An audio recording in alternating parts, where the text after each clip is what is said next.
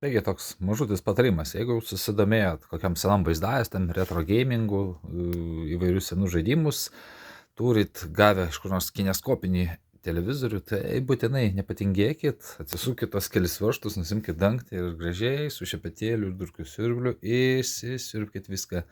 Nes matot, va kiek dulkių. Nes senais laikais nelabai kas ten užsiimdavo iš tikrųjų to televizorių ardymu ir dulkių valymu, o kadangi užsienietiški telikai nelabai būdavo linkę gesti arba labai retai gesdavo, tai aišku, niekas ten jų specialiai nedarinėdavo ir nevalydavo dulkių. Tai jūs įsivaizduojat, per kokių 20-30 metų stovėjimo šitam telikė kiek yra dulkių. Tai šitas telikas dar apdulkėjęs soniukas, šitas mažutis nemažai, bet dar palygint gerai, žinokit.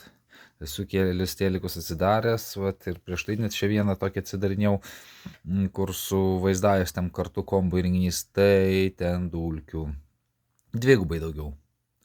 Tai vat, o kaip sakant, technika sena, gali kitąsyk kokių būti trumpų jungimų ir panašiai, plius dulkės aplamai, blogas šilumos laidininkas ir taip toliau, tai detalės greičiau kaista, taip toliau, ir tuo labiau turint, kad tos detalės jau nebėra naujos, tai tuo labiau rekomenduojama pasidaryti tikrai valymo profilaktiką. Nu va, ir šitas kampelis, jau su šepetėliu biškai praėjau ir su dulkių siurbliu, tai matot, kaip turi atrodyti. O kaip atrodo va čia. Ir va čia. Tai va tuoj visur turės atrodyti kaip čia.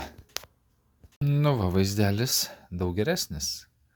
Ir dabar aišku, tokiu teliku naudotis bus tikrai žymiai daug saugiau, netaip jisai kais ir ilgiau tarnaus. Bet kuriuo atveju vieni tik pliusai. Va, matot, kaip dabar gražiai atrodo. Kaip naujas beveik.